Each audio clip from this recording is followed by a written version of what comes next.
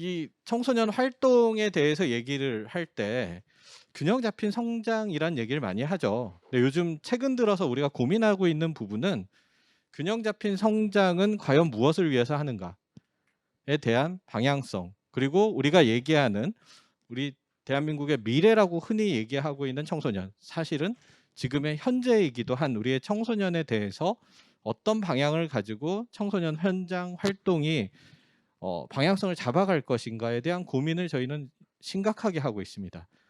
왜냐하면 청소년 활동의 필요성이나 가치에 대해서 이제 설명을 해줘야 될 때라고 생각을 하고 있거든요. 그런 측면에서 저희에게 필요한 내용들을 얘기해 주실 분을 오늘 모셨습니다. 사실 저희 어떻게 섭외를 했냐면요. 너무 얘기가 좋으신 분이 있더라. 그분이 누군지 모르겠어. 그분 좀 찾아봐. 해가지고 섭외를 하신 분이에요. 토론회에서 들었는데 너무 좋아. 이분의 얘기를 꼭 듣고 싶어. 그래서 정말 저는 너무 기대가 됩니다. 저희 오늘 이 자리에 모실 분은 네스트 포 넥스트죠. 예, 김수양 대표님을 이 자리에 모시고 미래 교육에 대해서, 우리 청소년에 대해서 제대로 한번 짚어보는 시간을 갖도록 하겠습니다. 큰 박수로 환영해 주시기 바랍니다.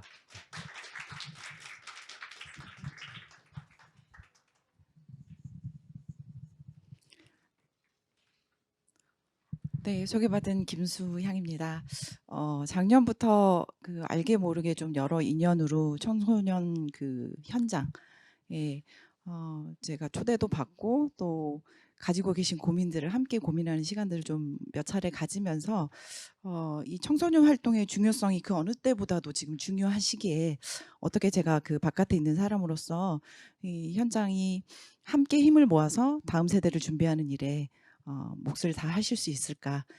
그 마음들을, 실은 강의라기보다는 제 마음인 것 같습니다. 그 마음들을 좀 나누는 자리로 준비를 해보았습니다. 왜냐하면요, 대한민국에 많은 여러 기관들과 조직들이 있지만 특별히 이 청소년 관련해서 일하시는 분들은 인생의 100%를 누군가 자신이 아닌 상대를 향해 있으신 분들이잖아요. 제가 양재꽃시장을 자주 가는데 양재꽃시장에 계시는 분들이 꼭 그런 말씀을 하세요. 꽃을 만지시는 분들 중에 나쁜 분은 한 명도 없더라. 저는 여기 청소년 현장에 계시는 분들도 이 길을 택하신 모든 것들이 자신이 아닌 타인을 향하신 분들이라는 그 출발이 있기 때문에 항상 올 때마다 제가 늘 감동과 에너지를 받는 또 조직 중에 하나입니다. 그럼에도 불구하고 만인이 공통적으로 느끼는 이 대전환의 시대에 우리는 다음 세대를 위해서 이 교육에 어떤 준비들을 해야 되고 각 섹터에서 어떻게 협업해서 준비를 할 것인가에 대한 고민들을 현실적으로 지금 굉장히 갖고 계신다고 알고 있고 또 그렇게 느끼고 있습니다.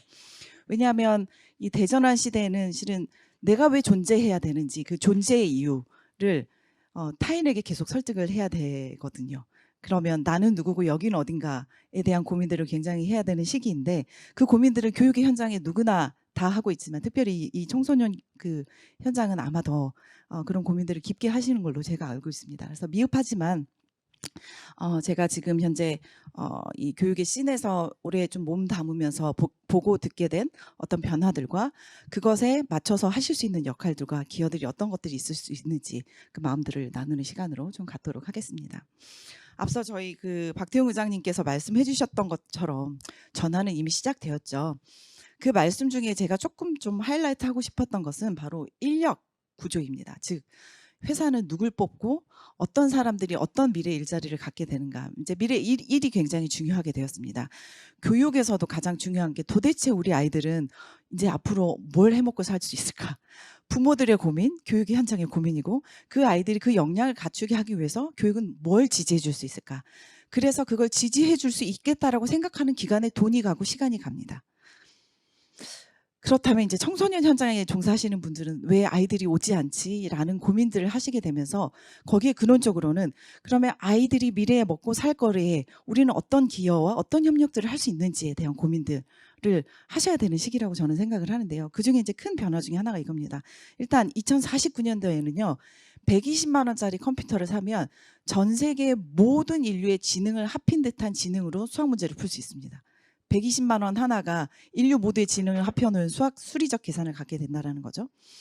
다시 또 말을 하자면 지금 현재 미국에 조사를 해보니까 현재 지금 일하고 있는 노동자 중에 4명 중에 1명은 고용주와 일한 지 1년 미만이라는 거죠. 즉 말인즉슨 4명 중에 1명은 1년 미만 안에 다 떠난다는 이야기고요. 50%는 고용주와 일한 지 5년 미만이다. 자, 마지막이 결론입니다. 지금 시대에 태어난 아이들이 공부를 해서 나중에 38세까지 총 10개에서 14개의 직업을 가질 것이다. 라는 거죠. 자, 직업의 세계가 이렇게 달라진다는 의미는 뭘 의미하냐면요. 전문직이라는 개념이 이제 굉장히 희미해집니다. 전문직의 개념이 희미해졌다는 이야기는 뭐냐면 과연 지금의 트랙으로 대학을 가서 우리가 흔히 말하는 문과는 변호사, 이과는 의사, 아니면 선생님 이란 이 삼각구조의 그 직업의 세계가 더 이상 전문직이 되지 않는다면 과연 대학이라는 트랙과 아니면 지금 우리가 목표로 하는 대기업을 취업한다는 어떤 그 의미들이 과연 무슨 의미가 있을까? 지금 공교육이 제일 어려워하는 지점이거든요. 여기에 저는 청소년 활동에 지금 굉장히 큰 힌트가 있다고 생각을 합니다. 제가 이 청소년 활동 하시는 분들과 여러 기관들의 장들을 만나면서 들었던 생각 중에 하나가 정말 이 조직은 건강하구나라는 생각이었어요. 왜냐하면 Three Horizon Thinking Framework가 변화 대전환의 시기에 조직들이 맞이하는 어떤 생각의 패턴입니다. 이 세로는 뭐냐면요. 지배적인 사고와 세계관이에요. 자, 지배적인 사고의 호라이즌 1과 2와 3가 있고 이것들이 시간이 지나면서 이렇게 변화한다는 걸 보고 있는데요. 이 호라이즌 3는 현재 모두 존재합니다. 그러나 다만 호라이즌 1, 2, 3 중에 우리 조직은 어디에 집중하고 있는가가 앞으로 조직의 미래를 아주 강력하게 정말로 멋지게 이끌 수 있는가 아니면 호라이즌 1처럼 이렇게 꺾이는 하행선이 되는가의 문제인 거죠. 자, 그 말인즉슨 호라이즌 1은 현재 시스템입니다. 그래서 저희가 지금 현재 집중하고 오퍼레이팅 되고 80%, 90%가 어쨌든 조직이 계속 돼야 되니까 과거에 진행했던 어떤 패턴에 굉장히 집중해서 그게 여전히 워킹하고 있고 거기에 집중하는 거죠. 그런데 사람들이 느끼고 있습니다. 이게 미래에는 뭔가 적합하지 않아. 그렇지만 인력의 대부분의 시간들과 노동력은 이 호라이즌 1에 쓰고 있죠. 호라이즌 2는 뭐냐면요. 현재와 미래 사이에 존재하는데 우리 앞으로 이 방향으로 가야 될 것 같은데 한번 아이디어들 내봐. 라고 말을 던지지만 실행을 하지 못하는 단계죠. 호라이즌 3는 더 심각합니다. 앞이 보이지도 않습니다. 이게 올 것 같지도 않아요. 그런데 가고 싶은 방향, 즉 비전인 거죠. 이게 시간이 점차 지나면서 어떻게 되냐면요. 요 중간 지점, 이 트랜지션 변화의 타임에 머무르게 되는데요. 저희 조직, 지금 이제 저희 인류가 다 이 트랜지션 타임에 급격하게 왔던 이유가 코로나입니다. 코로나라는 큰 변화의 모멘텀이 오면서 지금 여기 가운데 보이시는 호라이즌 1, 2, 3의 교차점들이 변동이 생겼죠. 현재에 집중했던 어떤 것들이 앞으로의 변화에 뭔가 역동하는 이 시스템으로는 절대 현재도 못 살겠고 미래도 못 살겠다라는 그 위기감이 오면서 호라이즌 1이 확 줄어들고요. 그러면서 그 위기에 대응하기 위한 이제 조직의 어떤 변화들이 생기게 됐죠. 아마 청소년 활동에서도 디지털 전환 시대에 청소년 활동의 어떤 형태들도 디지털과 이제 접합한 어떤 변화들을 만들어 가야 되겠다는 결심을 하신 게 코로나 시즌이라고 저는 생각을 합니다.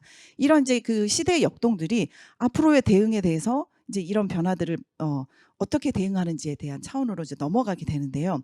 이 트랜지션 타임에 가장 큰 대혼돈이 뭐냐면 바로 엄청난 긴장과 딜레마의 상황입니다. 변화는 해야 되겠는데 어떻게 해야 되는지 모르겠고 대항하고 싶고 계속 내가 과거에 성공했던 어떤 경험에 머무르고자 하는 그 역행이 계속 존재를 한다라는 거죠. 그때를 뭐라고 이제 표현을 하냐면요. 정책과 전략이 충돌되는 미래 공간이라고 표현을 하고 있습니다. 지금까지 잘 지나왔던 이 시즌에 여전히 유효한 것들은 뭘 남겨야 되고 아니면 뭘 버려야 되는지 고민들을 하기 시작을 하는데 그때 더 두드러지는 게 이렇게 해서 성공했다는 성공 경험들이 현상을 유지하고 더 고착하려는 오히려 과거로 역행하려는 그런 이제 그 마음들이 생기는 시기가 되고요. 실제로 이 변화가 뭘 의미하는지 파악하기 어려운 시기가 되는 거죠. 그리고 실행에 집중하다 보니 장기적인 어떤 목표보다는 단기적인 사고의 지배를 받게 시작을 하고요. 이 지점에 아마 모든 기관들이 고착이 돼 있을 거라고 생각을 하는데 제가 청소년 현장에서 굉장히 긍정적으로 봤던 거는 포럼에다 참여를 하고 이제 여러 그 기관장님들이 이끄시는 방향들이 우리가 가고 싶은 방향은 이거야라고 그리기 시작하셨다라는 거예요. 저는 그것조차도 없는 조직이 너무 많은데 이 움직임이 정말로 이 조직은 너무 정말로 멋진 조직이구나 생각하게 됐던 것 중에 하나입니다. 이걸로 서문을 여는 이유는 제가 이제 뒤에 할 이야기들이 어떻게 보면 '다시 과거로 돌아가야 되는 이야기인가.'라고 생각하실지 모르는데요. 아니요. 미래로 가기 위해서 꼭 밟아야 되는 굉장히 중요한 수순이기 때문에 그것들을 염두에 두셨으면 하는 마음으로 이 이야기를 하게 됐습니다. 많은 분들이 백미러를 보시죠. 백미러의 기능은 여기서 말씀하신 것처럼 뭐라면 그냥 뒤에 오는 물체들이 무엇인지 정도만 노티스를 하는 거예요. 근데 백미러만 보고서는 절대 앞으로 갈 수 없고 운전을 할 수 없고 우리가 원하고 목표하는 방향으로 갈 수가 없습니다. 지금 조직은 이제 앞을 봐야 되는 거죠. 어떻게 어디로 가야 되는지 초점을 맞추고 예상하고 어떻게 반응하고 대응하는 건지는 백미러가 아니라 앞을 봐야 되는 거죠. 이제 어떻게 이 조직은 앞을 볼 수 있을까? 미래교육의 현장에 제가 그래도 여러 기관들과 여러 파트너들과 꽤 오랫동안 협업을 해오면서 제가 느꼈던 거는 이제 각자 도생의 시즌은 끝났다. 공교육에서도 굉장히 어려움을 겪고 있습니다. 왜냐하면 더 이상 텍스트북이 아이들을 가르쳐주지 않아. 그럼 뭘 아이들로 가르쳐야 되지? 선생님들이 대혼란이 오셨어요. 바깥에서 자원들을 찾는데 바깥하고의 단절된 학교 생태계가 바깥하고의 자원을 찾는 게 너무 어려워요. 특히나 선생님들은 스스로도 말씀하세요. 사회적 동물이 아니세요. 선생님들 정말 메일 쓰시는 것도 어려워하세요. 왜냐하면 사회적으로 소통하는 게 아이들밖에 없거든요. 그런데 갑자기 세상의 바깥의 생태계에 배울 것이 더 있어. 마을과 협업해야 돼. 기업과 협업해야 돼. 글로벌과 협업해야 돼. 이러니 선생님들이 멘붕이 오셨어요. 그리고 교육청들도 이제 뭐를 하기 시작했냐면 글로벌 시민의식을 길러야 돼. 그린 스마트. 우리는 이제 시선을 밖으로 둬야 돼. 한 번도 그 경험이 없으셨던 분들이 교육의 대전환을 맞아오게 대혼란의 시대에 접어듭니다. 이때 등장하는 단어가 바로 교육 생태계라는 단어예요. 생태계라는 거는 두 가지 중요한 큰 그 의미를 갖습니다. 하나는 공통의 목적을 향해서 가는 조직이라는 것과 두 번째는 그 공통의 목적을 가지고 여러 구성체들이 유기적으로 연결되어서 그 공통의 목적을 향해서 간다라는 겁니다. 지금 우리는 교육의 대전환 시기에 누구는 뭘 하고 너는 어디서 뭘 하고를 합해서 교육이 대전환을 막기 위한 다음 세대를 위한 교육의 제대로 된 모델을 만들기 위해서 유기적으로 협력해서 협업을 해야 되는 시기가 됐고 그때 중요하게 드러난 단어가 바로 교육 생태계라는 단어입니다. 이 교육 생태계라는 단어에는 정부기관, 교육청, 학교, 학부모, 교사, 또 기업, 사회혁신가 그리고 청소년 활동, 마을, 로컬 정부 교육과 관련된 모든 이슈를 가진 모든 대상자가 여기에 포함됩니다. 이 교육 생태계가 유기적으로 서로 주고받으면서 연결되어서 협업해서 다음 세대를 위해서 어떻게 교육 모델을 만들지에 대해서 고민을 해야 되는 건데요. 이 교육 생태계의 가장 중요한 제가 역할 두 가지를 오늘 좀 소개를 드리려고 합니다. 첫 번째는 사회적 자산입니다. 확장되는 자산 유형과 흐름 요 표를 보시면 잘 아시겠지만 옛날에는 그 계층 이동 사다리가 지적 자산으로 가능했었습니다. 그 이전에는 경제적 자산이었죠. 그래서 내 부모가 무엇을 가지고 있는지 내가 무엇을 물려받을 수 있는지 이 경제적 자산이 모든 자산을 대처했습니다. 그러다가 이후 시대가 지나서 교육이라는 건 알면서 뭔가 박사학위를 따게 되면서 이게 자산이 되었죠. 그래서 내가 뭘 아느냐가 나에게 지적 자산으로 내가 사회계층을 이동시킬 수 있는 중요한 자산이 되었습니다. 그런데 이제 더 이상 개천에서 용난다라는 말이 사라졌죠. 이 경제적 자산과 지적 자산을 넘어선 다른 자산이 중요한 시대가 왔습니다. 저는 경제적 자산도 지적 자산도 없기 때문에 여기 계신 분들은 다 기부원 통장 몇 조씩 가지고 계시는 분인지 모르겠지만 저는 이 두 가지가 다 부모에게 물려받은 것도 없고 박사도 아니기 때문에 어떻게 하면 내가 다른 자산들로 더 연결될 수 있을까라는 고민들을 아주 심각하게 했었는데요. 이분이 이 두 가지를 아주 중요하게 말씀을 하셨어요. 사회적 자산이라는 표현을 하셨더라고요. Who you know. 네가 누굴 아느냐. 이 말인즉슨 내가 어떤 문제를 가지고 어떤 이슈가 있거나 궁금한 게 있거나 해결을 위해서 찾아갈 수 있는 어른과 네트워킹이 몇 명이 되느냐. 이 사회적 자산을 얼마만큼 보유하냐가 앞으로 살아가는 미래 시대에서 이 경제적 자산, 지적 자산을 넘어선 아주 중요한 자산이 되었다고 이야기를 하고 있고요. 심리적 자산은 이따 다시 돌아오겠습니다. 그걸 뭐라고 표현을 하고 있냐면 기회의 격차를 줄일 수 있는 잠재적 가능성, 즉 네트워크라고 표현을 하고 있습니다. 이 네트워크라는 표현에서 제가 조금 주목하는 거는 뭐냐면요. 그 월드 이코노믹 포럼이라든지 유네스코라든지 OECD라든지 세계 국제 기구들이 앞으로 미래 일을 위해서 굉장히 필요한 일의 역량 중에 가장 중요한 역량 10가지에 항상 집어넣고 있는 게 얼마나 네트워킹 할 수 있느냐, 네트워킹 역량을 이야기하고 있습니다. 근데 대한민국 사람이 네트워킹 한다 그러면 뭐라고 생각하신지 아세요? 명함을 주고받고 인적 자원들을 나누는, 그냥 정보들을 나누는 거를 네트워킹이라고 생각을 하는데 서양 사람들이 생각하는 네트워킹은 굉장히 다릅니다. 내가 어떤 도움을 가지고 어떤 요청 사항을 했었을 때 가볍거나 깊게나 나에게 도움을 줄 수 있는 네트워킹망을 네트워크라고 말을 합니다. 우리 아이들은 네트워킹을 하는 아이들일까요? 아니는 아이들일까요? 네트워킹을 할 수 있는 경험이 한 번도 주어지지 않은 아이들이에요. 저는 결론적으로 그렇게 말씀을 드리고 싶습니다. 사회적 자산은 어디서부터 비롯되냐면요. 바로 이 네트워크에서 비롯되거든요. 근데 이 네트워크가요. 기본적으로 누구로부터 시작되냐면 부모가 갖고 있는 사회적 자산으로부터 비롯됩니다. 학교는 부모가 갖고 있는 사회적 자산이 없는 아이들이 마지노선으로 사회적 자산을 가질 수 있게 되는 마지막 출구입니다. 마지막 그 곳이죠. 근데 학교가 그 사회적 자산을 주고 있나요? 저는 여기에 청소년 활동에 가장 큰 핵심이 있다고 생각을 합니다. 지금 청소년 활동 센터나 그리고 여러 지금 상담센터나 로컬에 기반해서 지금 다 그 거점들을 두고 있는 그 주변에서 가장 로컬의 자원들을 끌어올 수 있는 인적 자산과 인적 인맥 네트워크나 아니면 사회적 자산을 가장 끌어올 수 있는 좋은 시스템을 가지고 있는 게 바로 이 청소년 활동 현장이거든요.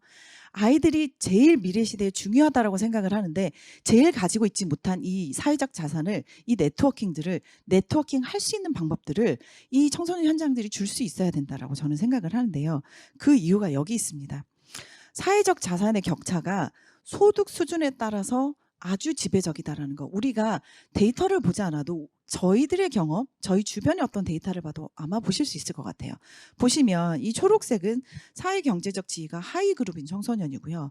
이 뭐죠? 살구색은 사회 경제적 상위 4분의 1에 속하는 청소년 그룹입니다.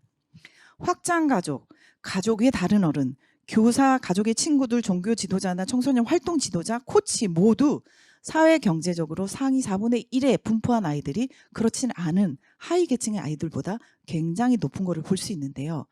이게 뭘 의미하냐면요. 이렇게 표현을 하더라고요. 지식 경제.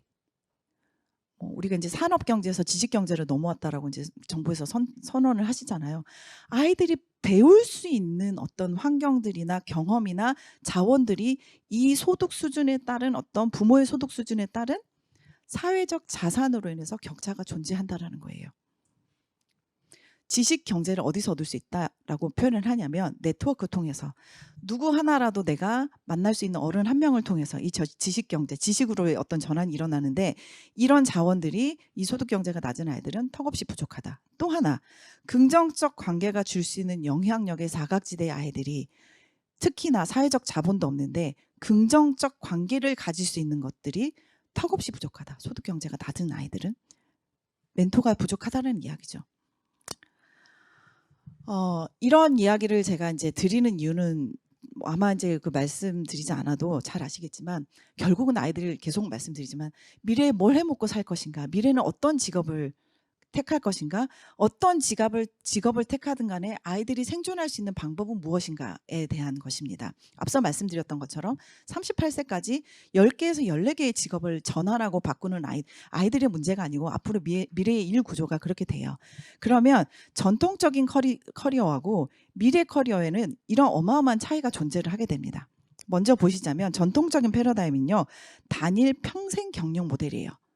30년, 40년 전문성으로 평생 하나의 직장에서 그 커리어를 계속 바늘구멍을 뚫어가면서 승진하고 그 승진을 통해서 개인의 성취를 얻어가는, 그래서 이 피라미드의 끝에 그 일찌감치 탈락하신 분들은 빨리 그 치킨집을 차리시는 그런 이제 구조로 가는 거죠. 그렇기 때문에 이 전통적인 패러다임에서는 직위 수준이나 급여가 성공의 기준이었고요. 그렇기 때문에 평생 제일 중요한 게 뭐냐면 노하우, 내가 알고 있는 지식이 무엇이냐가 아주 중요한, 커리어에서 중요한 어떤 자원이 됐던 거죠. 그런데 이 아이들이 앞으로 살아갈 미래에서 이 커리어 형태가 달라지는데요. 이 커리어 형태는 어떻게 바뀐다고 나왔냐면 다중 미니 학습 경영 모델이라고 나옵니다. 보시면 A, B, C, D, E, F, G 아주 미니로 빨리빨리 그때 필요한 어떤 배움들을 박스처럼 쌓아서 정글짐처럼 쌓아서 전환을 하는 거죠. A에서 B로 빨리 직종 이동을 하더라도 이미 쌓아놓은 이 정글짐 같은 어떤 개인의 배움이나 지식이나 자원들이 있었을 때 아이들은 전통적 패러다임이 아닌 이 정글짐처럼 위아래로 움직이면서 오른쪽 왼쪽으로 움직이면서 넘나들면서 경계를 넘나들면서 경력을 쌓을 수 있는 어떤 새로운 패러다임으로 들어갈 수 있다라는 거죠. 자 보시면 A, B, C, D, E, F, G 이 얼마나 많은 키워드들이 있어요. 근데 이게 다 아이들이 스스로 배우고 스스로 터득하고 스스로 이것들을 가져갈 수 있는 걸까요? 아마 그 노크들도 못 두드리는 게 지금 현실이고요. 더 중요한 거는 우리 부모님이나 학교에서는 실은 여전히 단일 커리어, 이 전통적인 패러다임을 90% 지배적으로 커리어로 생각을 하고 아이들에게 진로 상담을 하고 있죠. 그 첫 번째가 대학 진학. 진학 상담의 대부분은 그래 너 이 커리어 너 원하는 커리어가 뭐야 일단 직업을 정하게 하고 그러려면 이 대학을 가야 돼 그러려면 이 대학을 가려면 너는 점수를 얼마 이상 받아야 되고 그렇다면 이 과목을 공부해야 돼 다 기준이 뭐냐면 너는 어떤 직업을 가질 거야가 평생 지배하는 이 친구의 공부의 어떤 방법의 패턴이 된다라는 겁니다. 학교와 부모가 여전히 그러하다면 여전히 아까 말씀드린 이제 미래는 이렇게 갈 것이다라는 어떤 비전으로 가는 이 지점에 아이들은 이 새로운 패러다임 안에서 살 텐데 A, B, C, D, E, F, G를 넘나들면서 자유롭게 그런 경험들을 쌓을 수 있는 곳이 어딜까요? 없습니다, 아직. 그래서 저는 여기 계시는 이 청소년의 활동에 관련된 이 새로운 패러다임에 아이들이 넘나듦을 경험하고 이렇게 넘나들고 이렇게 뛰어들고 아 이게 아닌가 봐 이 산이 아닌가 봐 다른 산으로 가도 되네 이 경험들을 축적하면서 이 네모 상자를 쌓을 수 있는 것이 바로 청소년 활동이라고 저는 생각을 하고요. 한 번 실패했다. 저는 앞서 이제 저희 박 의장님이 말씀하셨던 것처럼 한 번의 실패가 나머지의 19,999번의 실패를 막아준 어떤 실패였다라면 그 19,999번의 실패도 어떠함도 괜찮아라고 보듬어주는 그룹과 조직이 필요한데 그게 과연 어딜 것이냐. 학교와 학부모가 아니라면 라는 고민과 질문들을 던지고 싶습니다. 그래서 이 사회적 자산이 제공하는 네트워킹 허브가 앞서 말씀드린 대로 교육 생태계라는 이름으로 존재를 해야 되는데요. 이게 바로 이 모델입니다. 기존의 학교 바운더리를 보시면 이 왼쪽에 있는 것들이 학생을 중심으로 놓고 선생님과 그다음에 튜터와 그다음에 뭐 카운슬러 이 사람들하고만 소통해서 미래의 어떤 방향들과 방식들을 정했고 이 벽이 보이시죠? 이 벽에 딱 둘러싸고 나머지 멘토나 커뮤니티나 뭐 여러 가지 뭐 산업이나 부모들은 바깥에 있는 존재하는 누군가죠. 그래서 학교의 담은 여전히 그렇게 쌓았는데 옆에 이제 보시면 학생을 중심으로 놓고요. 이제는 이 네트워크 촉진자들이 다 이 학생들을 중심으로 재편돼야 되고요. 학교가 이 담들을 허물고 이 담들을 다 박스 안으로 넣어서 어떻게 하면 학생 한 명을 중심을 두고 이 학생의 미래 커리어와 미래의 어떤 발전적인 방향에 우리가 어떻게 연결돼서 이 학생 한 명이 앞으로 성장하고 미래에 불안하지 않게 살아야 될 것인지라는 고민을 이 서클을 만들면서 같이 해야 되는 이 새로운 학교 모델, 교육 모델이 필요하다라는 말씀을 좀 드리고 싶습니다. 왜냐하면 앞으로 이제 이 두 가지의 데이터가 굉장히 중요한 걸 말을 하고 있습니다. 먼저 1980년에서 2012년 사이에 높은 수준의 사회적 상호작용 요구 직업군이 12%까지 증가를 했다라고 해요. 이게 12년 사이니까 지금 22년까지 20년의 시간은 더 늘었을 것이고요. 앞으로는 더 늘어날 겁니다. 즉 무슨 말이냐면 사회적으로 상호작용할 수 있는 능력을 가진 경험을 가진 방법을 아는 그리고 그것에 대해서 두려움이 없는 이 역량을 가진 친구들을 요구하는 사회적 직업군이 굉장히 더 많아졌고 늘어났다. 그래서 이 네트워크가 굉장히 중요하고 하버드에 계신 로버트 월딩거라는 교수님이 말씀하셨는데 사회산업에서 이제 산업사회에서 지식경제로 넘어가면서 그 성공한 사람들을 다 파악을 했는데 그분들이 어떻게 성공을 만들었냐 자산을 봤더니 여전히 학생들과 지인이라는 네트워크였다라고 다 말씀을 하셨다라는 거죠.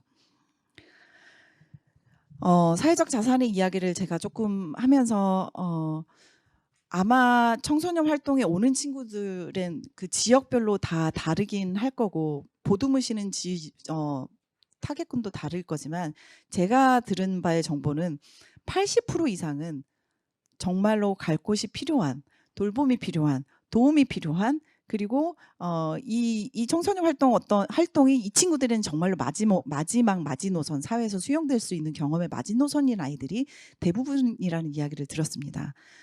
그런데 그 친구들의 대부분은 실은 잘 아시겠지만 나머지 20%는 여기를 안 와도 다 잘하는 아이들이에요. 학교에서도 마찬가지예요. 학교에서도 8대 2의 법칙인데 이 친구들은 국가 정책이 바뀌든 교육 모델이 바뀌든 뭐 상관없이 변동 없이 다 잘하는 친구들이에요. 그런데 모든 공교육의 시스템은 이 잘하는 20%의 친구들이 더 잘할 수 있는 교육 시스템으로 만들어졌다는 거죠.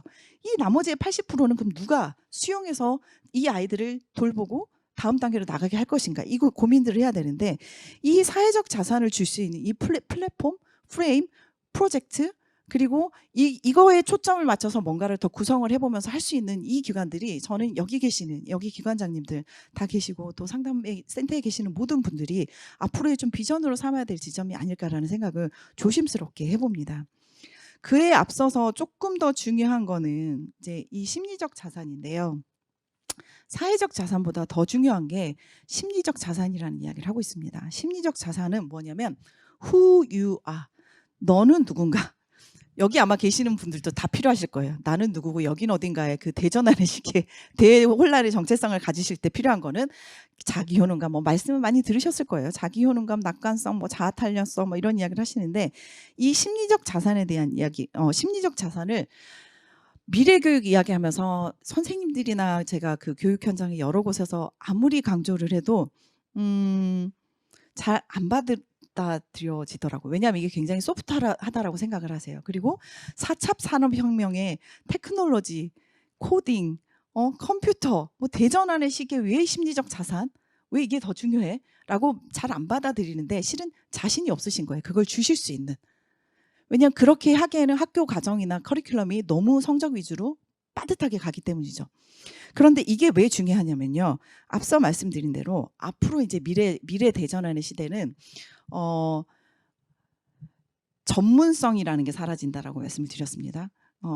의사가 이제 AI가 더 엑스레이를 잘 판독하는 시대가 올 거고 판결문도 변호사, 법조인들보다 더 정확하게 AI가 내리는 시대가 올 거고 가르침을 배우는 것들을 아이들이 지금 유튜버나 구글님을 통해서 더 배우는 시대가 왔고 아이들이 뭔가 지식을 습득하는 방식들이 전문적이라고 생각하는 그 누구한테 정보를 얻는 시스템이 아닌 시대가 됐죠. 그렇다면 이 변화의 시대에 이 출렁거리는 시대에 그러면 아이들이 갖게 되는 이 많은 직업군은 더 이상 전문적일 수가 없어요.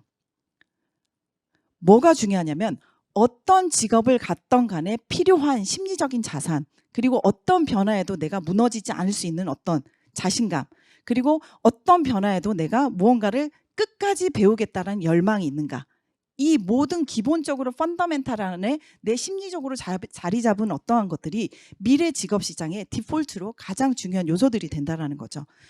여기 보시면 새로운 것을 배울 수 있는 학습 능력 이거를 아까 전통적인 커리어에서는 노하우라고 표현을 했는데 이 앞으로의 커리어에서는 런하우예요. 즉 무슨 말이냐면 계속 배우고자 하는 마음, 계속 학습하고자 하는 마음. 청소년 활동의 연장선은 저는 평생교육이라고 생각을 하는데요. 배움을 정말로 즐겁게 가져본 친구들은 계속 배우고 싶어 해요. 잘하는 아이들은 그 피드백의 성공 경험이 많기 때문에 가르치지 않아도 배워요. 근데 배움을 포기한 아이들은 더 이상 미래가 없습니다. 왜냐하면 시대가 3년, 5년씩으로 바뀌기 때문에 새로운 정보들과 방법들을 빨리빨리 배워야 돼요. 근데 배우는 게 너무 싫은 아이들은 이 2022년에 배움에 멈춰서 더 이상 배우지 않으면 2050년, 80년도에 살 수 있는 방법이 없다라는 거죠. 그렇기 때문에 배움을 놓지 않을 수 있는 어떠함, 그거를 저는 심리적 자산이라고 표현을 하고 싶고요. 이 심리적 자산을 얼마나 든든하게 갖출 수 있게 갖게 해주느냐가 가장 핵심적인 앞으로의 미래 인재를 만들어가는 방법이라고 생각을 합니다. 여기 보시면 이 심리적 자산에 제가 좀 많이 쓰는 그림 중에 하나인데요. 지식은 이렇게 파편적으로 단독적으로 아까 그 뉴러인 뇌와 뇌신경을 연결하신다는 표현을 하셨는데 파편적으로 많이 있습니다. 그러나 많이 안다라고 해서 이게 우리가 살아갈 수는 있는 건 없죠. 지식을 연결하는 건 바로 경험입니다. 제가 지금 이제 경기도교육청과 그리고 여러 교육청과 같이 미래교육을 학교 현장에서 실제로 만드는 일들의 여러 방법으로 지금 그 참여를 하고 있는데 저희가 참여하면서 디자인하고 있는 거는 경험 디자인이에요. 이 지식과 아는 것들이 어떻게 연결될 수 있을까? 유의미하게 어떻게 연결돼서 다음으로 나갈 수 있을까? 저희는 이 익스피리언스 디자인을 하면서 참여를 하고 있는데 그냥 연결되어 있었을 때는 물론 지식과 의미가 있지만 이게 실제로 이 점들이 이렇게 창의적으로는 이렇게 움직일 수도 있다라는 거죠. 이 크리에이티비티는 이제 아마 이제 학교 현장에서 더 발현을 해야 되는데 저는 이 청소년 활동에서 주실 수 있는 게 바로 이 심리적 자산. 실은 고양이도 그냥 고양이가 아니라 하트를 가진 고양이가 앞으로 산다라는 거예요. 뭐냐면 공감 되게 중요하게 지금 미래 역량으로 이야기를 하고 있거든요. 상대에 대해서 얼마나 공감할 수 있는가, 공감을 내 걸로 가져가서 얼마나 책임감 있게 액션으로 옮길 수 있는가, 그거를 저희가 열심히 강조하고 있어요. 미래 교육에. 공감하기 위해서는 이 아이들이 공감받아 본 경험이 있어야 돼요. 누군가한테 수용받아 본 경험이 있어야 돼요. 이 심리적 자산은 그래서 앞으로 정말 학교 교육도 너무 중요하고 부모들도 그냥 정말 올바르지 못한 방법으로 잘못된 방법으로 전달하고 있다면 이 심리적 자산을 구축해 줄 수 있는 누군가가 굉장히 필요하다는 말씀을 꼭 드리고 싶고요. 그게 왜 중요한지를 조금 설명을 해보도록 하겠습니다. 제가 몇 분 남았을까요? 시계를 안 갖고 왔습니다. 네. 제가 앞서 너무 열띤 강의를 해주셔가지고 시간 안에 이거를 맞추기 위해서 2배속 속도로 지금 아마 유튜브 들으시는 분들이 이거 빨리 돌리기 하셨나 아마 하실 거예요. 양해를 부탁드립니다. 그래도 시간 안에 제가 준비한 것들을 마치기 위해서 2배속으로 하고 있으니까 네, 조금만 양해를 부탁드리겠습니다. 이 역량 아이스버그라는 게 있습니다. 아마 이제 많이 들어보셨겠지만 미래교육은 역량교육이다. 역량 하는데 역량이 잘 모르겠어요. 뭔지 모르겠어요. 역량이라는 건 뭐냐면 타고난 건 기질이고요. 그걸 잘 쓸 수 있게 만드는 거는 기술입니다. 이 타고난 것과 기술을 적재적소에 필요한 것에 쓸 수 있는 게 역량입니다.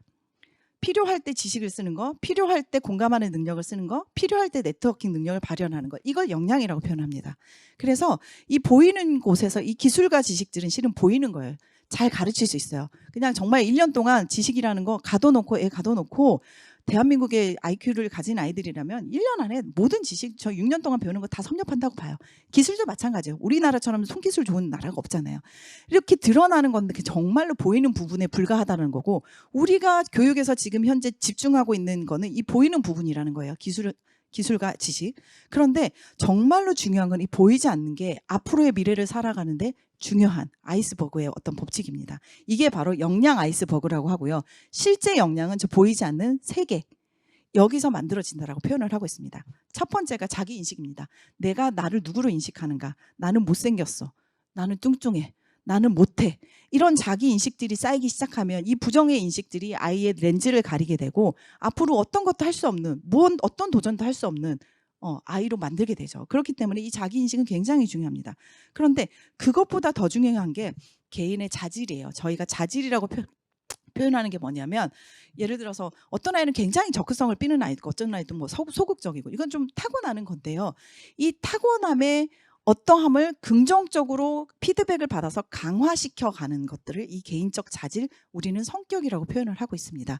주어진 것도 있지만 누군가의 피드백에 의해서 만들어지는 거죠. 성격도. 내성적인 아이들이 갑자기 외향적으로 바뀔 때 혹시 기억하시나요? 누군가의 굉장히 긍정적인 피드백이 왔거나 내가 한번 분위기를 확 휘어잡았는데 그게 나한테 너무 큰 에너지로 왔었을 때 아이가 자기 성격도 바꿔요.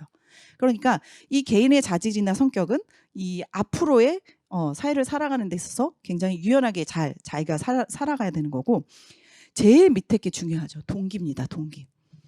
이게 아마 동기를 잃은 아이들의 100명의 부유하는 눈빛을 만나보신 선생님들은 아마 이해를 하실 거예요.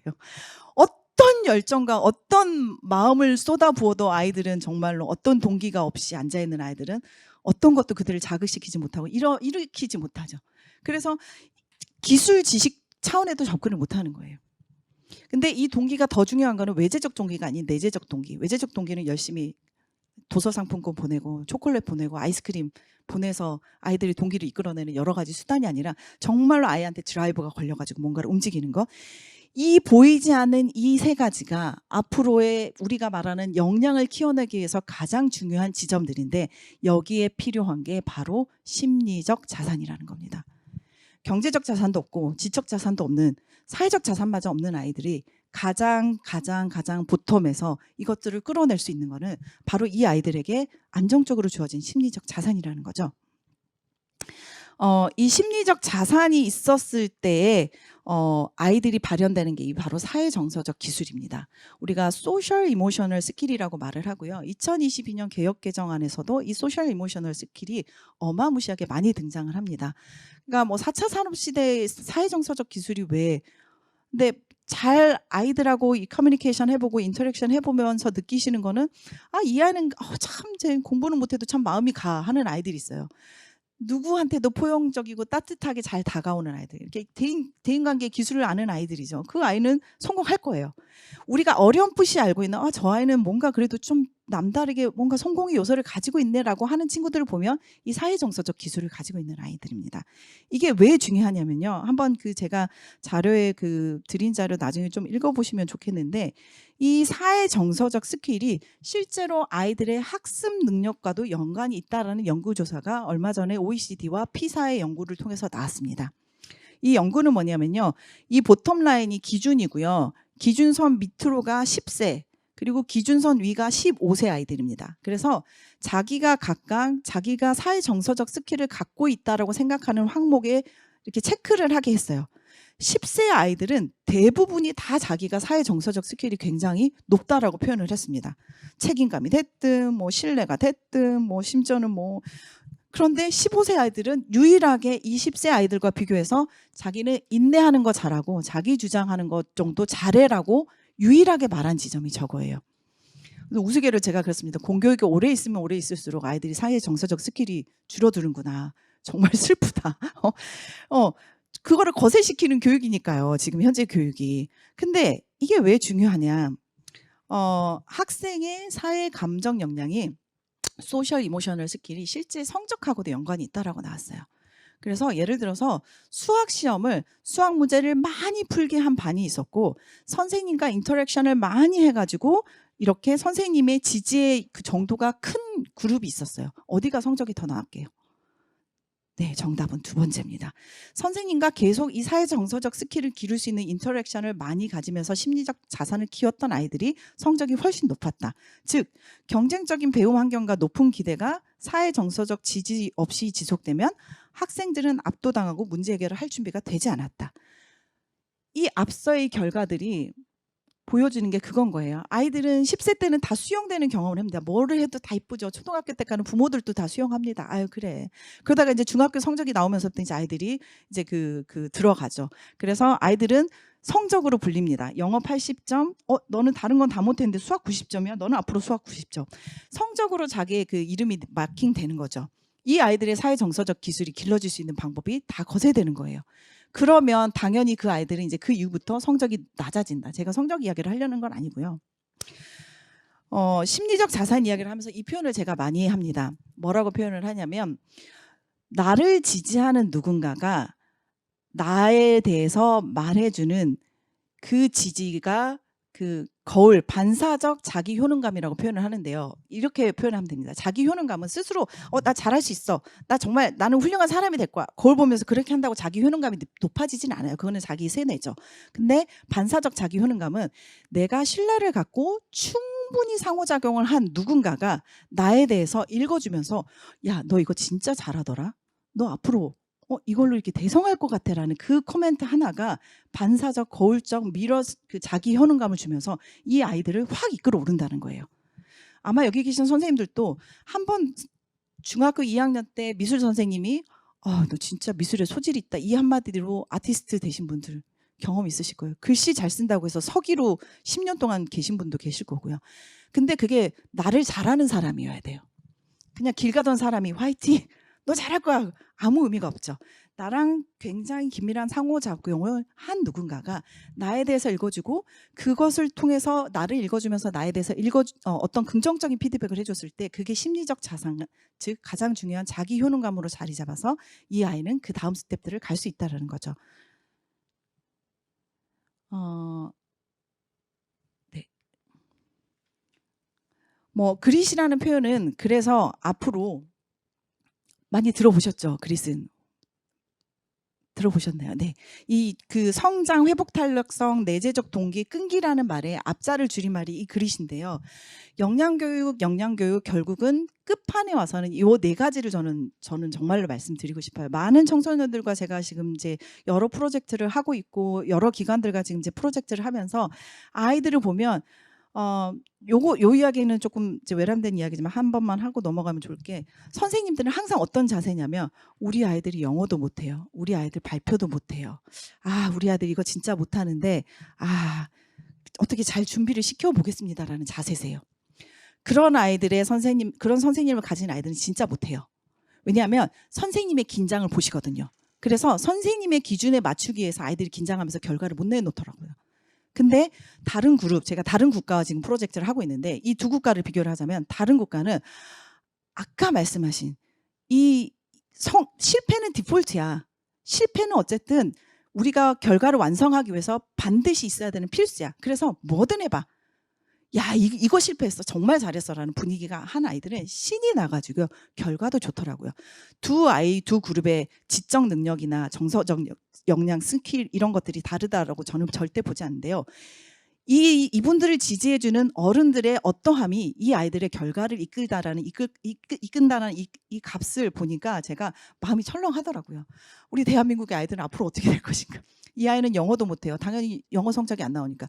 근데 이거는 이제 국제교류 프로젝트입니다. 제가 하고 있는 프로젝트가 이 두 아이들을 선생님들 그러지 마십시오. 일단 아이들을 무조건 이제 잘할 수 있도록 지지를 한번 해보십시다 하고 판을 깔아줬는데 아이들이 영어가 너무 신이 나서 밤새 공부를 해가지고 아이들과 소통하는 놀라운 결과를 일반 학교 인문계 학생들이 내고 있습니다. 특별히 이 과정은 아이들의 생활기록부에 올라가지 않고요. 어떤 학종에도 올라가지 않는 프로젝트인데도 아이들이 지원을 해가지고 지금 엄청난 결과를 내고 있어요.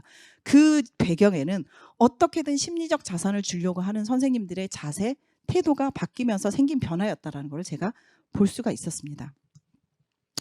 맺겠습니다. 심리적 자산을 공급받을 수 있는 곳이 실은 청소년들이 정말 많이 없습니다. 앞서도 말씀드렸지만 20%를 위해서 공교육은 시스템이 만들어졌고요. 나머지 80%는 학교 갈 때 나 1등급 깔아주고 올게 하고 학교를 갑니다. 내가 있어야 걔네가 1등급이 되니까 나 1등급 깔아주고 갈게라는 정체성을 가지고 학교를 가요. 그 나머지 80%의 아이들이 정말로 이 심리적인 자산과 사회적인 자산을 얻을 수 있는 그 어떠한 곳이 대한민국에는 저는 이 청소년 활동을 하시는 분들이 만들 수 있는 어떤 결과들이 아닐까라는 생각을 하는데요. 이거 잘 보셨을 거예요. 매슬로의 욕구 이론이죠. 그냥 우스개로 우리의 가장 잠재 욕구는 와이파이가 있는가, 핸드폰의 배터리가 닳아지는가, 이게 이제 21세기의 중요한 욕구가 됐다라고 이제 우스갯소리를 하는데, 그런데 이 매슬로의 욕구 이론을 다른 모습으로 변형한 게 이 트랜센드라는 책을 쓰신 분입니다. 이건 뭐냐면요. 앞서 말씀드린 대로 21세기 이전까지는 산을 향해서 성공을 향해서 등산하는 그래서 이 피라미드의 어떤 모형들이 맞았대요. 그런데 21세기 우리가 사는 시대 이후로는 망망대해로 항해를 떠나는 미래가 됐습니다. 예전에는 성공의 법칙으로 단일로 계속 산을 올라갔다면 이제 우리 아이들은요. 그 성공이 아니라요. 이제 아무도 모르는 미지의 땅으로, 우리도 가보지 않은 땅으로 배를 띄워야 되는데요. 그 배를 띄우기 위한 가정 안정적인 게 바로 욕구, 안전하고 연결되고 내 자존감이 있다라는 거, 이 밑에 이 안정의 욕구들이 채워졌을 때 아이들은 물에 뜰 수가 있어요. 근데 배의 목적은 무엇인가요? 물에 떴다고 해서 너는 배로서의 역할을 다 했다 하진 않죠. 배가 만들어진 목적은 항해를 떠나기 위해서입니다. 돛을 올려야 돼요. 이 돛이 있는 곳이 바로 성장이 있는 곳이고요. 아이들은 자기가 충분히 안정되고 수용됐다고 했었을 때 돛을 올립니다. 그리고 그 돛을 올리고 항해를 갈 수 있게끔 도와주는 게 바로 사랑, 어떻게든 주변의 세계를 이해하고자 하는 욕구를 충족시켜 주는 것, 그리고 나는 누구고 여기는 어딘가를 이 목적을 발견해 줄 수 있는 다양한 어른들, 사회적 자산과 심리적 자산을 주는 누군가를 의해서 이 성장이 만들어지고요. 아이고. 네. 성장이 만들어지고요. 네. 왜 그러냐요. 네. 죄송합니다. 그리고 나서 이분이 이제 표현하시는 게 바로 초월입니다. 개인의 성장을 넘어서 자신과 세계를 통합해서 결국은 내가 세상을 위해서 무언가를 할 수 있는, 나보다 조금 덜한 누군가를 위해서 나도 존재해야 되겠다는 어떤 초월적인 존재로 갈 수 있다라는 거. 지금의 교육은 초월부터 지금 강요를 하고 있습니다. 너 체인지 메이커 돼. 너 기후 위기를 위해서 솔루션 만들어내봐. 너 어떻게 이 지구를 어떻게 살려낼 것인지. 지구는 저희가 다 망가뜨려 놓고 애들 보고 해결하라고 하는 게 지금 교육이거든요. 갑자기 아이들이 초월적 자아가 될 수가 없어요. 이렇게 안정적인 환경에서 이 목적성을 가진 돛을 달고 항해를 떠나 만나는 모든 상황에 심리적, 사회적 자산을 줄 수 있는 이 교육 생태계 다양한 어른들이 함께 있을 때 아이들이 이제는 자신을 넘어서 타인을 생각할 수 있는 그 누군가의 초월적 자아로 될 수 있을 거라고 생각을 하고, 이 역할들의 선생님들의 귀한 또 헌신과 또 역할들을 기대해 보며 오늘 강의를 마치도록 하겠습니다. 감사합니다.